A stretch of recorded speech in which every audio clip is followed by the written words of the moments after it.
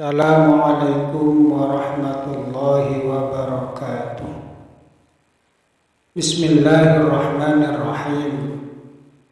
Alhamdulillahi rabbil alamin. Wa bihi nasta'in wa ala umurid dunya waddin. Wassalatu wassalamu ala asyrafil anbiya'i wal mursalin Sayyidina wa maulana Muhammadin wa ala alihi wa sahbihi ajma'in, amma ba'du. Para pemirsa yang dirahmati oleh Allah Subhanahu wa ta'ala, banyak orang bilang orang sukses adalah orang yang mampu membuktikan cita-citanya atau keinginannya. Ia ingin punya mobil mewah, rumah megah, uang banyak, semuanya ia miliki. Itulah sukses secara majazi. Adapun sukses yang secara hakiki adalah orang yang di akhir hayatnya mampu mengucapkan kalimat La ilaha illallah Muhammadur Rasulullah. Sebaliknya, orang yang tidak sukses secara hakiki adalah orang yang di akhir hayatnya terhalang untuk mengucapkan kalimat tauhid La ilaha illallah Muhammadur Rasulullah.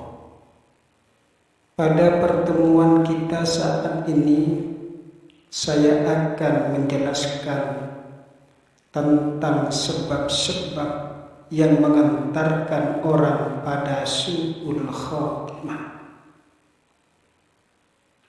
Qala ba'duhum, sebagian ulama berkata, al-asbabul muqtadiyatu li su'il khatimati arba'atun.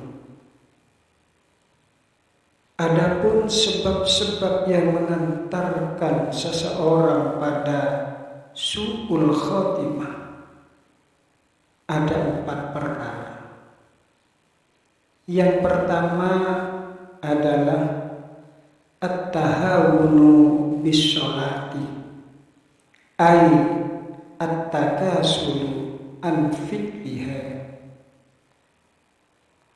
Sebab yang pertama adalah malas untuk mengerjakan sholat. Sholat adalah tiang agama, sebagaimana yang disabdakan oleh baginda Nabi Muhammad sallallahu alaihi wasallam, as-sholatu imaduddin. Sholat adalah tiang agama. Oleh karena itu, la yajuzu tarkus sholati fi ayyi halin minal ahwal. Seseorang tidak boleh meninggalkan sholat dalam keadaan bagaimanapun. Wa fi ayyi syaklin minal ashkal, dalam kesibukan apapun tidak boleh sholat ini ditinggalkan. Illa bisababil mauti wa zawalil aqli, kecuali sholat ini boleh ditinggalkan apabila orang itu telah meninggal dunia atau hilang akalnya. Selama orang punya akal, tidak boleh meninggalkan sholat. Orang yang tidak mampu sholat dengan berdiri boleh sholat itu dikerjakan dengan cara duduk. Orang yang tidak mampu sholat dengan duduk, boleh sholat itu dikerjakan dengan cara tidur miring. Kepalanya ada di sebelah utara yang menghadap ke kiblat. Kalau tidak mampu, ia boleh melakukan sholat dengan cara telentang, dengan arah kepala ada di sebelah timur, yang diberi bantal agak tinggi agar supaya wajahnya bisa menghadap ke kiblat. Jadi dalam kondisi bagaimanapun, dalam keadaan seperti apapun, sholat ini tidak boleh ditinggalkan. Habib Syihab berkata, "Ma sumiyatis sholatu sholatan illa li'annaha silatun bainal abdi wa rabbih." Sholat ini dikatakan sholat dikarenakan sholat adalah hubungan antara hamba dan Tuhannya. Fa'idha qata'as sholata, apabila seorang hamba tidak melakukan sholat, in qata'at tilkas silati, maka putuslah hubungan hamba itu dengan Tuhannya. Itu sebab yang pertama yang mengantarkan seseorang mati dalam keadaan su'ul khatimah. Yang kedua adalah wa syurbul khamri, minum khamr, minum minuman keras. Qala Nabiyyu sallallahu alaihi wasallam, man syaribal khamra kharaja nurul imani min jawfihi. Barang siapa yang minum khamr, maka nur imannya keluar dari dirinya. Nur imannya dicabut oleh Allah Subhanahu wa ta'ala. Anil Fudail bin Iyad radhiyallahu anhu annahu hadar inda tilmidin.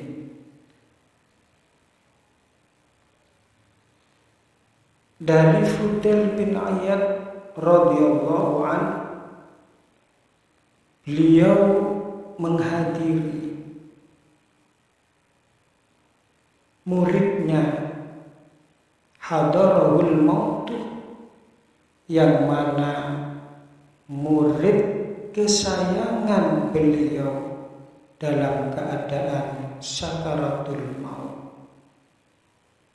Faja'ala yulaqinuhu syahadata, kemudian Fudail bin Iyad menalqini syahadat terhadap murid kesayangannya tersebut. Walisanuhu la yantiqu biha, tetapi si murid tidak mampu untuk mengucapkan syahadat tersebut. Fakarrarha alaihi, Fudail bin Iyad mengulangi kalimat syahadat terhadap murid yang dalam keadaan sakaratul maut tersebut. Faqala, si murid berkata, la aquluha wa ana bari'um minha. Aku tidak mengucapkan kalimat itu dan aku telah bebas dari kalimat itu. Summa mata, kemudian muridnya Fudail bin Iyad tadi meninggal dunia. Fa kharajal Fudail min 'indihi wa huwa yabki. Fudail bin Iyad lalu keluar dalam keadaan menangis. Fudail bin Iyad kepikiran, kenapa murid kesayangannya ini di akhir hayatnya tidak mampu mengucapkan kalimat La ilaha illallah. Thumma ra'ahu ba'da muddatin fi manami. Kemudian Fudail bin Iyad pada satu malam bermimpi muridnya tadi, wa huwa yushabu bihi finnar, yang mana keadaan muridnya tadi diseret ke dalam api nerakanya Allah Subhanahu wa ta'ala.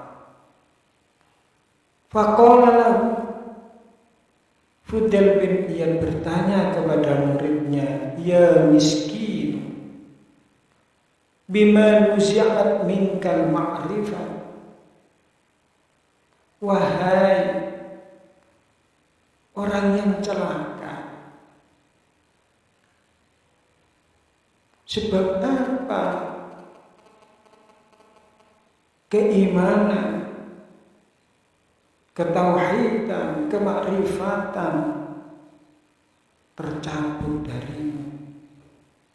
Apa sebabnya kamu ini tidak mampu mengucapkan kalimat tauhid, tidak mampu mengucapkan kalimat syahadat ketika di akhir hayatmu?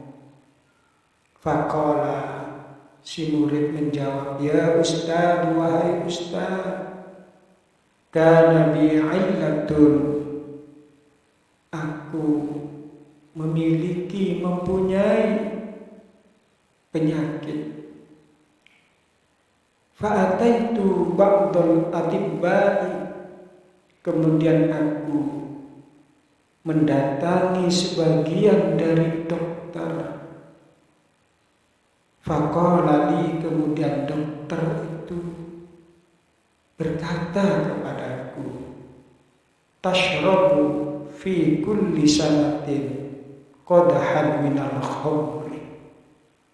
Kalau kamu ingin sembuh dari penyakitmu, maka minumlah 1 gelas khamr setiap setahun sekali.